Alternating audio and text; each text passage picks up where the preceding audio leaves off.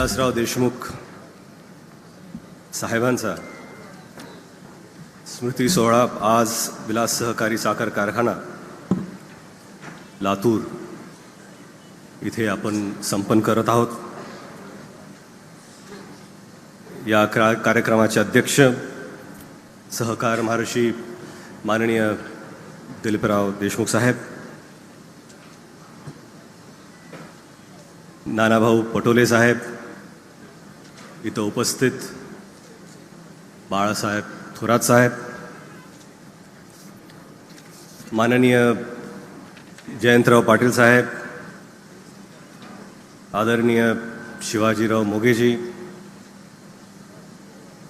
आदरणीय आई काकी, आदरणीय व्यासपीठ,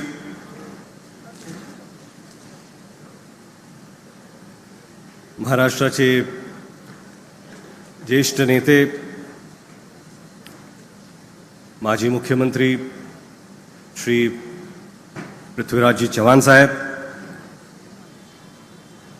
आमचे जवळचे मित्र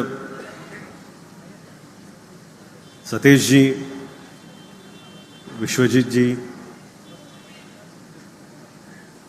आदरणीय भैया धीरज, इथं उपस्थित कारखान्याचे सर्व पदाधिकारी,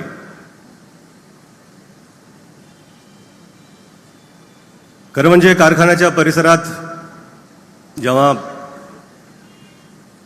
देशमुख साहेबांचा पप्पांचा पुतळा पाहिला, ह्या पुतळ्याला पाहून आपण काय करायला पाहिजे, आपण खरं म्हणजे तर त्या पुतळ्याला पाहून त्यांच्याकडून प्रेरणा घेतली पाहिजे। आणि साहेबांकडून प्रेरणा घेण्यासाठी त्यांचं कार्य तर आहेच, आणि त्या कार्याबद्दल मला वाटतं की इथं उपस्थित आदरणीय व्यासपीठ तर नक्की बोलेलच, पण मला असं वाटतं मुलगा म्हणून की विलासराव देशमुख हे माणूस म्हणून काय होते त्यांच्याकडून आपण प्रेरणा घेतली पाहिजे।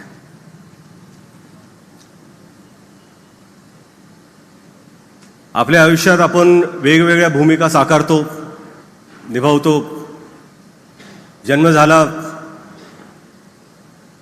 की मुलाची भूमिका, भावाची भूमिका, लग्न झालं की पतीची भूमिका, मूल झालं की पिताची भूमिका, आणि कधी कधी मित्राची भूमिका आपण साकारतो।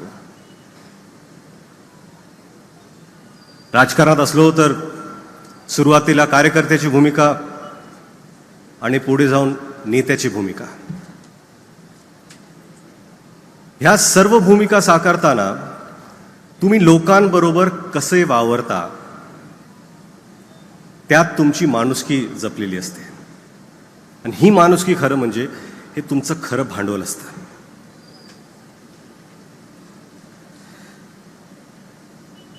मला असं वाटतं की मुलगा म्हणून आमचे आजोबा आणि साहेबांचं नातं हे खरंच अतिशय प्रेमळ आणि आदरयुक्त होतं।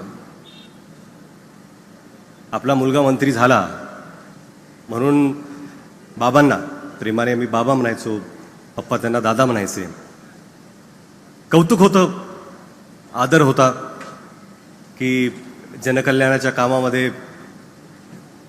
ते सहभागी आहेत, लोकांचं कल्याण करतायत, काम करतायत। एक पिता म्हणून तो अभिमान असतोच, कौतुक बरंच केलं त्यांनी। पण वेळ आली, कुठलीही गोष्ट त्यांना जर खटली असेल तर त्यांनी आवर्जून सांगितलं। लातूरमध्ये आडतीवर आमचं एक घर होतं, बावळगावला आम्ही राहायचो, पण आजोबा बाबा जेव्हा लातूरला असायचे तेव्हा आडतीवर असायचे, आणि जेव्हा कुठल्या दौऱ्यावर साहेब लातूरला आले की आवर्जून बाबांची भेट घ्यायला ते आडतीवर जायचे। आणि असेच एक भेट घेताना बाबांना ते भेटले, चहा पाणी झाला, तब्येत कशी आहे अशी विचारलं, आणि ट्रेनची वेळ झाली होती, कुर्डुवाडीला जायचं होतं, तर साहेब म्हणाले येतो मी। तर बाबा म्हणाले, थोडं बसा, तुम्हाला काहीतरी सांगायचं मला. तिथं पेपरचा एक ढीग होता. त्या वृत्तपत्रातून एक त्यांनी पेपर काढला आणि ती बातमी त्यांनी साहेबांना दिली. ते म्हणले, ही बातमी छापून आली आहे तुमच्याबद्दल, वाचा.